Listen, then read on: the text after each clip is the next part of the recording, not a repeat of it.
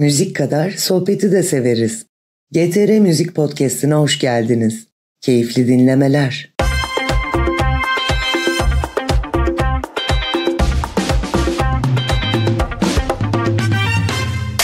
Kat'ın yeni bölümüne hoş geldiniz. Bugün yine yanımda dijital ortamların en susmaz haylazı Esra Gençkaya var. Kendisi yol arkadaşlığının yanı sıra yollar boyunca şarkılar söylemekten asla vazgeçmeyen tam bir müzik hınzırı diyebiliriz. Hoş geldin Esra. Hoş bulduk Sinem. Nasılsın? Çok iyiyim. Ya sen? Ben de iyiyim. O zaman benim de karşımda 4-5 tane sanatçının aynı anda kalp atışını duyan, yeri geldi mi vizyoner, yeri geldi mi kriz çözücü. Yani aslında Kat'ın gizli kahramanlarından, GTR'nin gizli kahramanlarından bir tanesi var. Biz birbirimizi böyle güzelliyoruz bu zamanlarda, buna ihtiyacımız olduğunu düşündüğümüzde. Tam o yaşlardayız. O yüzden bu güzellemelere başlamışken bugün müzik dünyasının en güzel, en yetenekli, en sevdiğimiz, en yaratıcı hislere sahip insanlarından biri, müzisyenlerinden biri sevgili Güliz bizle beraber. Hoş Merhaba, geldin. hoş bulduk. Hoş Ama bulduk. devam ediyor. Merhaba. Devam ediyor.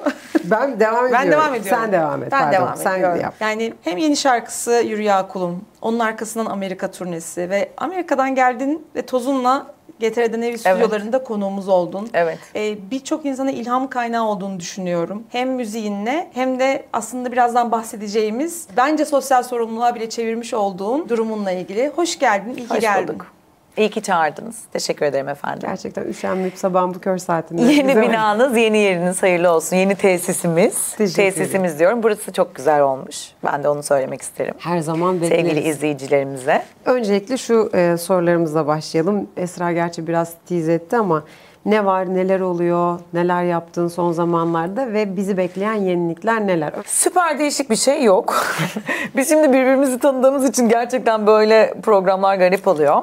Ne var? Sürekli şarkı yapma var biliyorsunuz işte. Şarkı türkü işleri var. Konserlere git gel var. Amerika'dan yeni döndüm. Yaz boyu zaten hareketliydi. Şimdi böyle bir tık daha durgun bir dönemde stüdyoya gireceğim zaten. Yeni bir şarkı var. Sevgili Mert Cerem'in şarkısı o da. Evet, Sur'dan sonra. Şimdi onun böyle stüdyo işleri falan. Hep bu loop'ta dönüyorum yani. Arada minik tatil kaçamakları falan. Bu kadar yoğunluğun içerisinde biz biliyoruz ki senin bir de meslek birlikleriyle ilgili aktif bir çalışma prensibin de var. Ya vardı aslında. MSG'de yönetim kurulundaydım. Ama hala tabii ki de ilgileniyorum. Yani dışarıdan ilgileniyorum diyeyim. Hani böyle şeyler, yani şarkı yazarı ve besteci olduğum için böyle şeylerle ilgilenmek hoşuma gidiyor ekstradan. Hani bu işin bu kısmını da bilmek. Onun dışında pop savımız var biliyorsun. Hani bu tarafında da olmayı seviyorum çok müziğin. Cahil kalmak istemiyorum. Bilgili ve donanımlı biri olmak istiyorum. Sanatçıların bu anlamda yeterliliğinin oluyor olması çok kıymetli bence. Çünkü ne yaptığını, kendi kariyerinle ilgili ya da birilerine fikir vereceksen bu anlamda donanımlı olmak harika bir şey. Çok sanatçıda görmediğimiz bir şey açıkçası. Bazıları sözleşme bile okumuyorlar aslında. Sadece genel geçer kavramlar üzerinden. Şimdi biz geçelim sorularımıza. Tabii bizim seni aslında en çok bildiğimiz ya da insanların sana çok gönülden bağlandığı eserlerden bir tanesi Olmazsan Olmaz. Bunu ilk yazdığında birine mi yazdın yoksa o senin iç sesin miydi kendi kendine? Bence iç sesimdi. Ya Olmazsan Olmaz'la ilgili herkes çok fazla şey soruyor. Nasıl yazdın falan, işte kime yazdın? Utanç verici bir cevabım var. Hatırlamıyorum. Yani gerçekten hatırlamıyorum. Çünkü zaten 10 yıl önce falan yazdım. Ve o zaman ilk albümümü tamamlamak üzere yazdım bütün şarkıları. Muhtemelen evde pijamayla yazdım öyle yani. Hani hiç Olmazsan Olmaz'ın böyle hep şey bekliyorlar. Çok güzel bir hikayesi olsun. Bu kadar milyonlar dinlenmiş herkesin bildiği bir şarkının hani böyle anlamlı büyük bir hikayesi olsun. Yok yani yazdım evde, çay falan içiyordum muhtemelen. Bizim şu kızlar yeni fark ettiler şarkıyı. Arabada başladı Sen bize. yollamıştın. Evet, olmazsan o. Diyorum ki ya, evet olmazsan olmaz ama acaba bir yerde dursan mı? Bir yerde de dursanız mı? Durmuyorlar. Çok seviliyor. Gerçekten ama bak eserin gerçekten kendini gösteriyor olmasının bir zamanı yok. Biz hep şeye alıştık ya, çıktı hemen reaksiyon bekliyoruz ama aslında gerçekten nitelikli. Sanırım öyle olmuyor bile artık bu arada. Hep eski şarkılar patlıyor tabiri caizse işte yani. Hani İşte hepsinin bir kısmeti var gibi. Hep trend listelerinde hep eski şarkıları görüyoruz eski şarkılar. Şu anda. Ya da hiç bilmediğimiz sular. Evet. Bu da yaşanıyor. Doğru. Peki kendi yazdığın şarkılardan başlamışken yazdığın bir tane şarkı vardır ya, ben bunun duygusuna hiçbir zaman katlanamadığım dediğin oldu mu? Kötü nasıl katlanamadım? Evet, yani Sevmediğim mi? yazmışım ama artık yani keşke yazmasa mıydım, böyle duygusu beni kötü etkiliyor dediğin bir şarkı var mı? Var. Mesela ya o kadar, bu arada hani zaten o kadar içime sinmeyen bir işi asla yapmam. Ama böyle yapım sürecinde biraz daraldım ama artık biraz mecburiyetlerden tamam artık çıksın dediğim mesela Al Yorgun Kalbim var. Hani çok uğraştırdı prodüksiyon süreci, yazım süreci falan da. Artık ama o noktaya gelince de hani işte düzeltmeye çalışıyorsun, kırpıyorsun, ediyorsun falan ama geri dönülemez. Onu atacaksın artık. Yani klibi falan çekilmiş, geçmiş olsun. Bir de bazen şey oluyor ya, benim gözlemlediğim kadarıyla eser yapılıyor. İşte bir süresi var ya onun çıkması. Artık o kadar çok dinleniyor. Ondan sonra artık çıktığı zaman o artık gerçekten ilk çıktığı gün artık eski bir eser oluyor. Evet. Yapan için öyle oluyor. Yani o heyecan aslında ilk yapıldığı günkü heyecan ilk çıktığı gün olmuyor olabiliyor. Asla. Besteyi yap dinle, sözü yaz dinle, düzenlemesini dinle. Mix'ten gelsin dinle, Çalımları mastering'den gelsin. Her şeyi dinle. Sonra artık diyorsun ki tamam ya bu şarkı zaten 2 aydır falan var piyasada gibi geliyor sana. Evet. Biraz eski. Gıcık bir durum. Biz biliyoruz ki sen çok yoğun aslında konser programların var. Sahneye çıkmadan önce biri bana bir şey desin ve o kadar iyi gelsin ki bana dediğin o cümle ne? Ekiple takılmayı çok seviyorum. İşte konser günü mesela başka bir şey yapmayı hiç sevmiyorum. Bazen işte şehir dışına gittiğimizde hep diyorlar ya işte sizi gezdirelim edelim falan. O programları hiç yokum. Böyle biraz da konser anına kadar böyle hani kendimle kalıp, mümkünse tek başıma kalıp hatta. Ama sonra son bir saatte işte ekiple goy yapmak işte hani öyle bir ritüelim yok ama hani ekip arkadaşlarımla takılmayı, onlarla oturmayı, sohbet etmeyi seviyorum. Rahat gitmeyi seviyorum konseri. Hani böyle kasılarak değil de aynen böyle daha hani zaman benim olsun. İstediğimi yapayım falan, hani istediğim kadar takılayım. Kuliste ben hazır oturmayı aşırı seviyorum. Bana kızıyorlar, diyorlar ki işte kıyafetin karışacak, yok bir şey işte makyajın geçecek falan. Ben ki ya ben hazır, son 2 saatim ben hazır kıyafetimle oturmak istiyorum mesela kuliste. Sen de erken gidiyorsun Gökhan gibi. Ben erkenciyim, evet. Geç kalma fobim var benim ama. Bizde de öyle. Gökhan da yani bazen diyorlar ki gelmeyin. Diyorum ki gelmeyin diye bir şey yok. Adam ona göre programını yapıyor, sporunu yapıyor, meditasyonu yapıyor bilmem ve artık gitmek istiyor oraya. Ve orada olduğu zaman daha rahat oluyor. Sorusunu da ona göre soruyor. Ona göre tedbir alabiliyorsun. Aslında yani ekip için de daha konforlu bir şey bence. Son anda geldi mi gelmedi mi telaşından daha konforlu bir şey. Aslında ben de seviyorum erkenci olmayı, evet. Şarkı söyleyemeyecek olsan ama sahnede olman gerekse. Bas gitar çalardım. Gerçekten. Evet, sana da çok yakışırdı zaten. Ben şarkı yazarken bas riff'i çok düşünüyorum mesela ilk başında şarkının. Niyeyse öyle. Bas gitarcıları çok havalı buluyorum bir de. İyi Ama buluyorum. havalılar. Ya da davulcu da olabilirdim ama davulcu o biraz Böyle komplike saçlarını bir şey. sallaya. Bas gitar da böyle. Zaten bu arada bak şarkı söylerken elimde mikrofon yoksa mesela şöyle yaparken çok buluyorum kendimi. Böyle groove ediyorum falan. Allah Yani drum and bass herhalde. İkisinden biri ama bas gitarcı olurdum. Yakışır. İsterdim.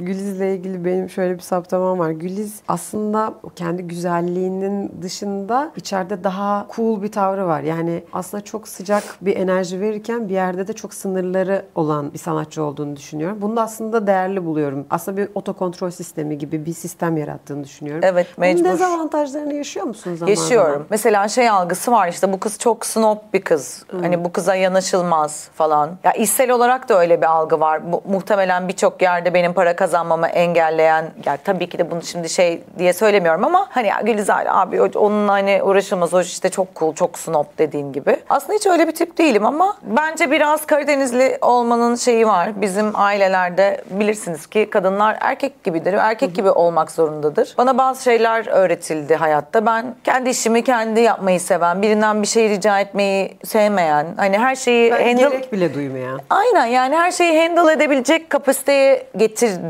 kendimi. Bunu seçtim hayatta. Hayat da beni buraya da getirdi tabii. Ve çok böyle süper konforlu bir hayatım olmadı çocukluğumdan beri, işte hastalıklar vesaire falan. O yüzden soğuk ve şey bir tarafım var. Çünkü bence hayatın o anlamda, yani 37 yaşındayım tabii ki de böyle süper inanılmaz tecrübeli biri değilim ama küçük biri de değilim artık. Yani bir kız çocuğu değilim artık. Bence hayatı o anlamda çözmüş bir şeyim. Ben hayatın neresinin çok kıymetli olduğunu çok iyi biliyorum. Hangi kısmının çok kıymetli olduğunu iyi biliyorum. Yani bu konuda mütevazi olamayacağım. O yüzden ona göre yaşıyorum hayatımı. Çok seviniyor ya bu tip insanlar. Bak kendini de oraya koyamam. Çünkü Karadenizler böyledir. Burada 3 Karadeniz'de oturuyoruz. Aynen öyle.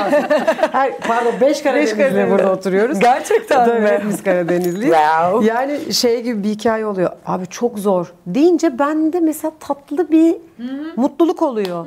Diyorum ki evet yani çok zor, aslında zor değil. Yani belli çizgileri olan insanlar zor demek değil ya da belli prensiplere sahip olan insanlar. Tabii ki biz arabayı ağzımızla çekebiliriz ama biri kapımızı açarsa da mutlu oluruz. O tabii çok ki de. başka bir şey. Başka bir şey. Ama profesyonel hayatın içerisinde ya şöyle bir şey söylemek istemiyorum. Çok fazla erkek olduğu için yani o kadar radikal bir yerden söylemiyorum ama insanlar bu tip kendi işini kendi yapan insanları görünce de tuhaf bir şaşkınlık oluyor. O da seni zor biri yapıyor. Aslında zor değilim. Senin işini kolaylaştırıyorum gibi bir yaklaşım içerisine girmek istiyorsun. Ama onların da Karadenizlerle tanışması lazım. Sadece söylenmeden bir şeylerin yapılmasını istiyoruz yani. Ya bir de- Yapılacaksa da yani yardım istemek değil de evet onu gördü ve işte Sinem'in dediği örnek çok güzel. Kapımız açılsın, evet, okey. Ya tabii canım, kim Çok hayır iyi. der zaten ona. Bir delege etmeyi falan da ben çok sevmiyorum mesela. Edebilirim. Bir sürü insan var ama yani bazı şeyleri ben mesela sabırsız da bir tipim ya biraz. O da bir karakter özelliği. Ya şimdi ben ona diyeceğim, onu arayacağım, rica edeceğim, onu arar mısın, işte şunu söyler misin diyeceğim. O benim mesajımı ne zaman görecek? İşte ondan sonra görünce kendisine uygun fırsatı ne zaman bulacak? Bunda da onu etkin arayacak. zaman kullanımı ama. Yani kesinlikle. Ben- Birine bir şey söyleyeceğim Ona söyleyene ve harcayacağım kadar- enerjiyi kendim yaparak dörtte Elin var, üçüne. ağzın var kızım, hadi Tabii. bakalım sen çöz bu işi falan diye işte oğlan çocuğuna dönüverdik. Ondan sonra da ne soğuk. Peki böyle Sınırlı falan. bu duruşa sahip biri olarak bazen bir şeyleri anlatmak istediğinde kelimelerin yetersiz kaldığında bir notaya mı çeviriyorsun yoksa böyle sessizliğe mi bürünüyorsun? Sessizliğe bürünüyorum Değil mi? ben. Evet. Yani bir böyle Instagram'da bir şey çıkmıştı bununla ilgili karşıma, işte başkalarının anlamayacağını düşündüğü için üşenip o fikri kendine saklamak diye bir şey. İşte bunun adı bilmem ne plonomi falan, attım şu an yani. Hani öyle şeyler çıkıyor ya yeni böyle kelimeler. Öyle bir şey varmış. Bende o çok var. Mesela biri bir şey söylüyor bana. Hani atıyorum niye bunu seçtin gibilerinden. Başlıyorum anlatmaya. Sonra karşımdakinin boş bakışlarını görünce ya boş ver diyorum ve susuyorum. Hani kendime saklıyorum yani. Ya boş ver, seçtim, öyle Onun da seçtim. anlamaya zaten takati de olmayabilir yani. Muhtemelen beni eleştirmek için soruyor zaten. Tabii. Hani niye bunu seçtin ki falan. Anlamak için de sormuyor. İşte onu da anlıyorsun biraz. Ben diyorum ki boş ver kızım, sen anlatma. Sen Ama niye biz- seçtin biz içeride bir yerde. kötüden biliyorsun. linklenmeyi çok severiz hepimiz yani. Kötü bir şey olduğunda hep ya da kendi orada kötü bir şey olabilme ihtimalini, niye onu seçtiğinin sebebi o ya zaten. Niye seçtin? Halbuki şöyle bir şey vardı abi falan. Evet. Ya vardı, biz de biliyoruz olduğunu da bunun sebebi var, sonucu var, tecrübesi var, yaşanmışlığı var. Bırak biz de bunu böyle şekilde yapalım ama anlamak Aynen istiyorsan ben öyle. sana yine anlatayım. Hiç anlamak istemiyorsan sorma oluyor. Yine işte kendi işimizi kendi Benim kendimize. nefesimi de tüketme yani gerçekten. Doğru. Aynen. Haklısın. Ah bu insanlar. Duygusal cesaret mi yoksa sahnede eğleniyor gibi görünmek mi daha büyük risk? Sahnede eğleniyor gibi göründüğümü anlamaz kimse. O hiç riskli değil. Eğleniyor gibi sahnede eğleniyorum bu arada ama tabii ki de çok zor sahneler oluyor. Ama ben eğleniyor gibi görünürüm. Yani onu çok iyi yaparım. Onda sorun yok. Ah, soğuk olduğu gibi sahtekar da. Peki Sahtekar biri de falan. bizim senin tanıdığımız Güliz'den bu yana o çok tatlı çizdiğin imaj neticesine gelelim bugünümüze. Bugünün Güliz'ini küçük Güliz, çocuk Güliz izliyor olsa hangi şarkıda aferin ya derdi? O şarkı hangi şarkı? Yani şu kariyerimde, diskografimde en çok başarılar almış, hani işte artık uluslararası platformlara taşmış, işte çok herkesin farkına vardı, herkesin kullandığı şarkı Olmazsan Olmaz. Yani asıl başarı hikayem orada başlıyor aslında. Olmazsan Olmaz'ı söylerdim ama yani ben çok şarkımı seviyorum ya gerçekten. Hani Olmazsan Olmaz şeye hatta biraz üzülüyorum. Hani keşke daha fazla duyurabilsem aslında yeni şarkılarımı insanlara. Çünkü beni görünce insanların aklına hep Olmazsan Olmaz. Olmazsan Olmaz, Olmazsan Olmaz söyleyen kız falan. Ben daha çok diskografimi paylaştı. Yani daha fazla dinlesinler çok isterim gerçekten. Yeni şarkılarımdan bahsediyorum. Bir Olmazsan Olmaz takıklığı var gerçekten. Buradaki en büyük engelin ne olduğunu düşünüyorsun peki? Yani sanırım ilk şarkı olduğu için, ilk merhaba olduğu için hani böyle çok onunla özdeşleştim. O olabilir. Ya da artık insanların ben müzik dinlediğini falan çok inanmıyorum ya. Dinleyici Çok- alışkanlığının değişmesi. Dinleyici alışkanlığı süper değişti. Yani bir şarkı çıkarttığında bana önümüzdeki hafta yeni şarkı ne zaman diyorlar. Ya geçen hafta çıktı ya işte arkadaşım. Hani nasıl yeni Baksam mı şarkı ne acaba? zaman? Peki. Yani çılgın bir tüketim olduğu için şu an çok her şeyi böyle çerez gibi. Hani hiç kimse bir şey sindirmiyor. O yüzden Yetişemiyoruz. bence yapılan müzik de değişti biraz zaten. Ne olmuştu dinleme alışkanlıklarında ilk kaçıncı saniyeden sonra Yani bundan değişti? 3-4 sene, Herhalde. bundan 3-4 sene önceye kadar bir 20 saniyeye şey yapabiliyormuşuz. Şu anda 2 saniye falan. Gerçekten mi? Ben Evet. 3 diye attım. Yani orada Yani- yakaladı, Evet. yakalamadı, geçiyor. Abi 3 saniyede ben sana ne anlatabilirim ya zaten Yani ya. Instagram'da Neden? Yakaladık. parmak hikayesi işte eskiden 20 sefer aşağı kaydırma yapıyormuşuz. Şu anda sadece kaydırmayı bıraktık, tık tık tık geçiyoruz. Ben şöyle söyleyeyim, bakmayanlar var ya. Benim Evet. ya şöyleler bak, konuşuyoruz, story atıyor burada. Gerçekten bunu yapan çok insan var. Ya benim O da ben çok değildir gördüm. ya. Öyle var Yemin mı? ederim bak Allah belamı versin ya bakmıyor böyle. İşte ondan sonra falan tık tık tık story bak. Orada sürekli şöyle bir sesim falan diye böyle ses duyuyorsun mesela. Çok manyak bir şey gerçekten. Sinem'in Diyeceğini sorusuna unuttum. yok Sinem'in sorusunu soracağım. Aslında Sinem soracaktı ama bahsettiğin için söylüyorum. Peki olmazsa olmazın senden rol çaldığını düşünüyor musun? Hiç düşündün mü yani bu Ya kadar şöyle, süre ya içerisinde? düşünüyorum ama bunu düşünmek ne kadar adil bilmiyorum. Çünkü o da benim eserim. Ben yarattım her şeyiyle. Hani rol çalmak gibi değil sanırım. Yani belki tam karşılığı olmayabilir. Benim yaptığım bir şey olmazsa olmaz benden çok daha ünlü. Hatta ben yani böyle bir yere gidiyorum. İşte bunu çok anlatıyorum zaten. İşte bakıyorlar bana, Gülizar'la çok benziyorsunuz diyorlar mesela. Ben diyorum ki çok benzetiyorlar falan. Yani o zaman bozmuyorum hani böyle. Yani rol çalmak değil diyorum ya, o da benim. Ya benim zaten. Ama söylüyorum aslında şöyle bir yerden bakmıyorum zaten. Ben bu işi ünlü olmak için yapmadım bu arada. Ben 16 yaşından beri sahneye çıkmış binlerce, abartıya bak, binlerce insanı back vokalistlik yapmış bir. Ben zaten müzisyenim. Ben müzisyen olmak için doğdum. İlkokuldan beri şarkı söylüyorum. İlkokuldan beri şarkıcı olmak istiyorum. Benim zaten işim bu. Hani bu hayata geliş sebebim bu. Olmazsa olmaz benim hayatıma ün kattı aslında. Ben o şarkıyı yaptıktan sonra ünlü oldum. Okey, güzel bir side effect diyelim. Güzel bir şey oldu hayatımda. Ama hani benim tanınırlığımdan çok diyorum ya, diğer şarkılarımın da belki onun yarısı kadar dinlenmesini isterdim. Hani insanların olmazsa olmaza çok şans verdiğini ve diğerlerini biraz göz ardı ettiğini düşünüyorum. Bu benim hani dediğim gibi ünlülük seviyemle ilgili bir problemim değil. Ya başka güzel şarkılarım da var. Onları da dinleseniz aslında falan. Hani bu histeyim aslında daha çok. Ya şarkılara o fırsat da verilmiyor gerçekten. Verilmiyor Yani çok işte, gün geçtikçe zaten. Evet, gün geçtikçe azalıyor.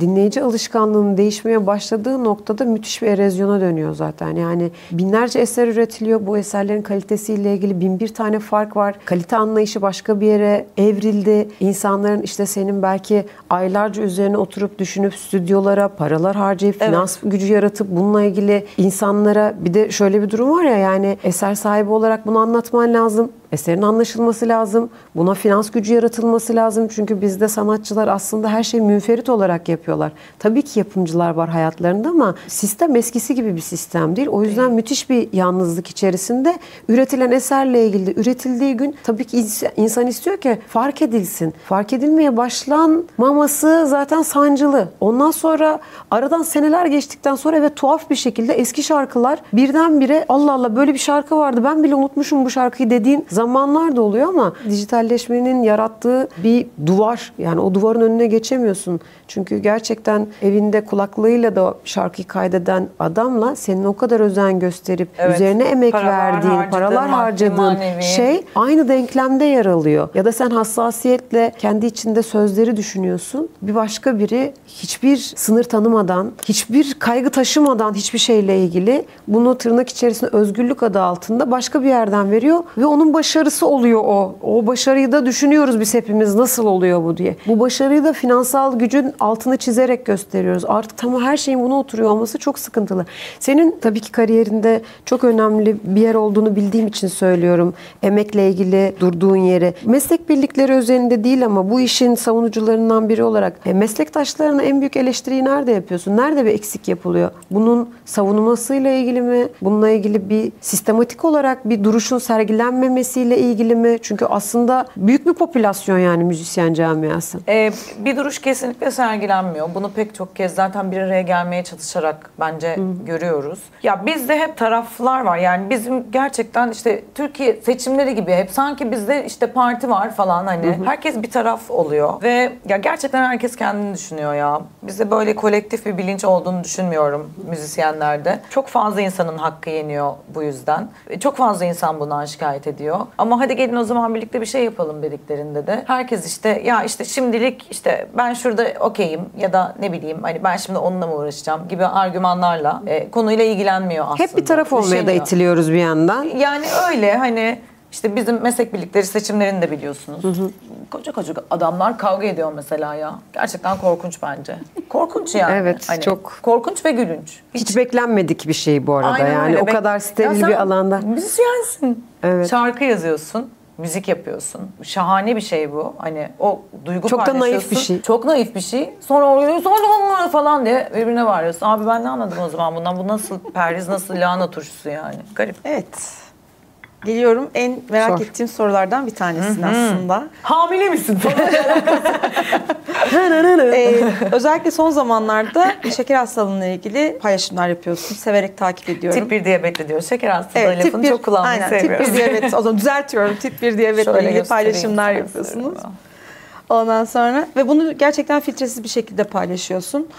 Bu açıklık senin için muhteşem bir özgürlük bence. Ama seni kısıtladığını ya da sana yük olduğu zamanlar olduğunu düşünüyor musun? Ya eskiden bu kadar çok diyabetliyim diye bağırmıyordum. Niye bağırmadığımı bilmiyorum. Hiçbir zaman ben öyle işte çekinen biri değildim. İnsülinimi yaptım herkesin yanında. Biraz yine şeye üşeniyorum orada da. Bir şey anlatmaya. Soru. Bravo. Şimdi insülinimi çıkardım, yapmaya başladım. O ne? İnsülin. Ha, ne için? Şekerim mi var? Diyabetliyim.